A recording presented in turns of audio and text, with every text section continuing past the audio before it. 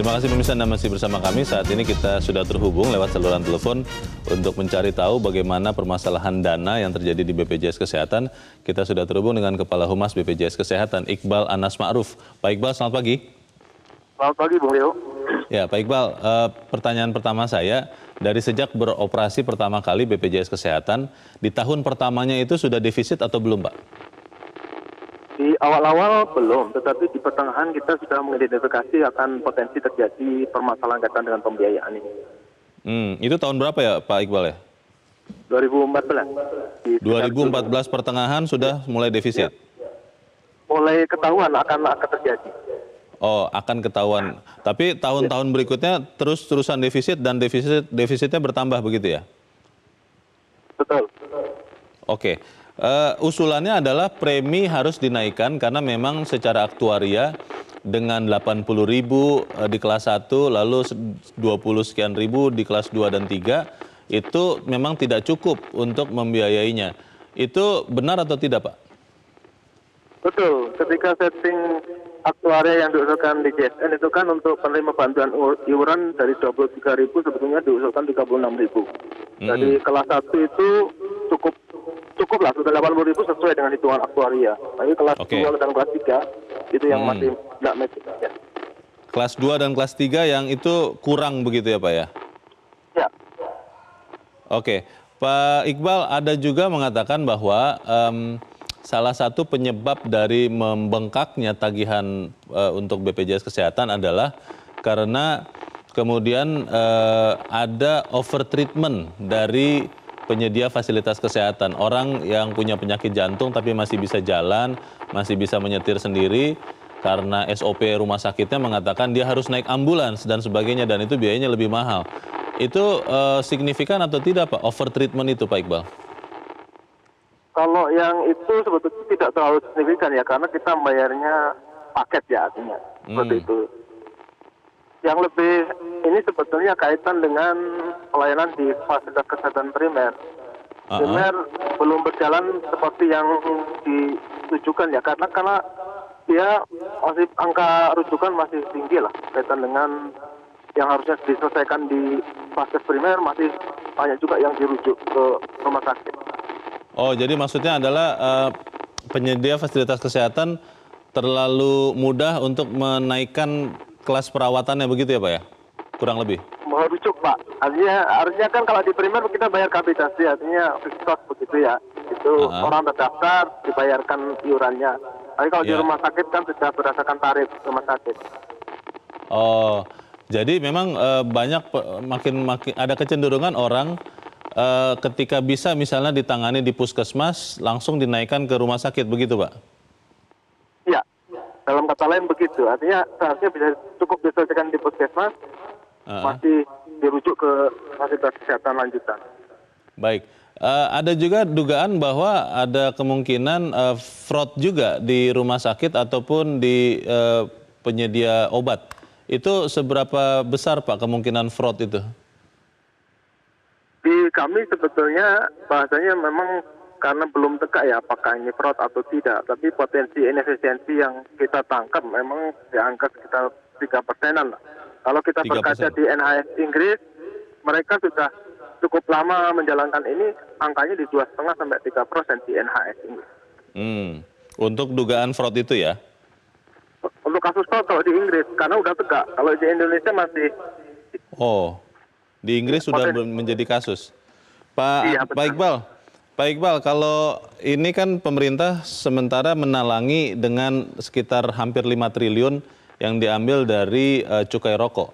Kalau ini terus-terusan dilakukan, itu bisa mengamankan kondisi keuangan BPJS Kesehatan tidak di tahun-tahun depannya, Pak?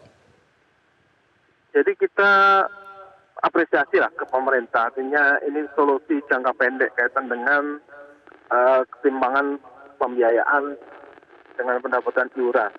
Ya. Tapi tentu karena opsi yang terbaik yang ada saat ini itu menjadi solusi terbaik lah yang bisa dilakukan oleh pemerintah supaya program ini tetap berjalan, Pak, agar ada kepastian kaitan layanan.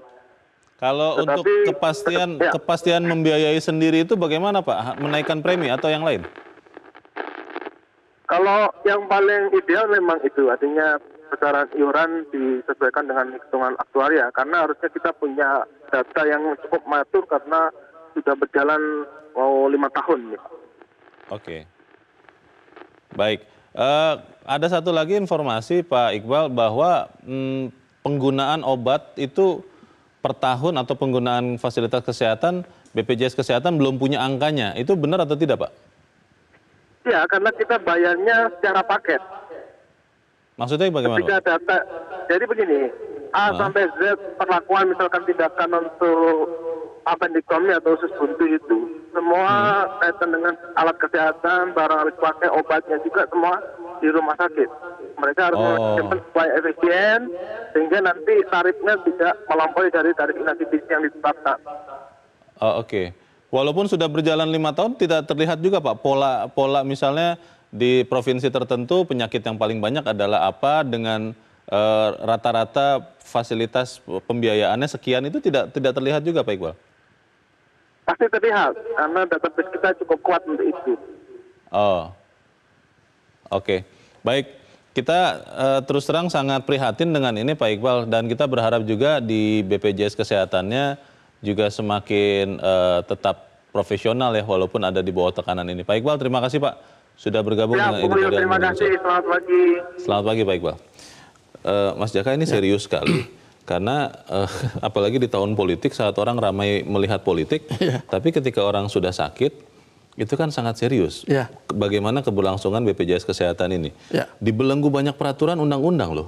Bagaimana Mas Jaka? Nggak, saya pikir kita harus mesti sepakat dulu ya bahwa program ini harus terus berlangsung. Harus. Karena ini seperti tadi kita katakan, ini sebagai bentuk tanggung jawab negara terhadap rakyatnya. Bahwa negara itu memang berkewajiban untuk menyediakan layanan kesehatan dan memelihara anak yatim dan anak-anak telantar. Itu kan kewajiban konstitusi yang harus dilakukan oleh negara. Nah, persoalannya bagaimana kita menyelamatkan agar program ini tidak kolaps di tengah jalan. Artinya bahwa persoalan keuangan ini harus dicarikan solusi jangka panjang.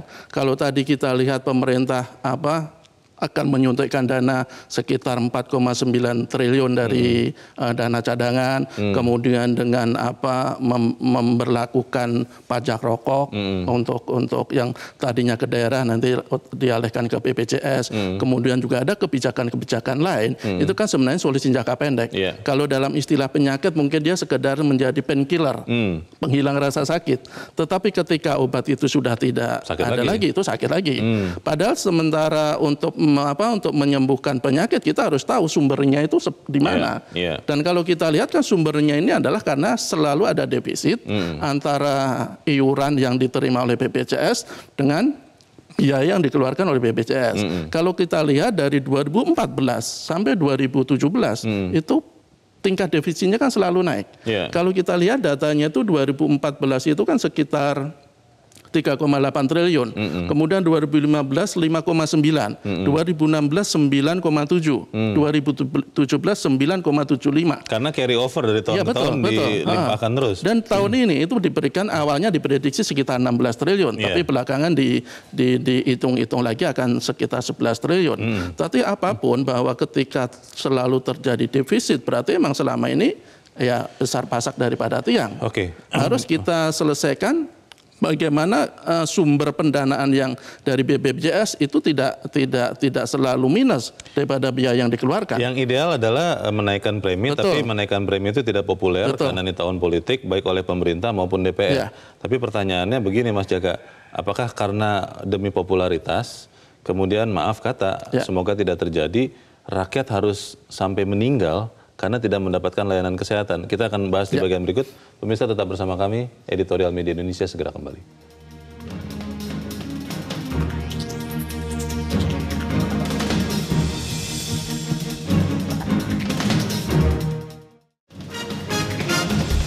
Terima kasih pemirsa, Anda masih bersama kami. Mas Jaka, sebelum kita melanjutkan diskusi, kita akan mendengarkan dulu pendapat masyarakat. Kita sudah terhubung dengan pemirsa Metro TV di Bekasi, Jawa Barat. Ada Pak Roni. Pak Roni, selamat pagi Pak. Selamat pagi Bang Leonard Samosir, selamat pagi Kang Jaka. Selamat pagi. Silakan Pak Roni. Sebenarnya adanya program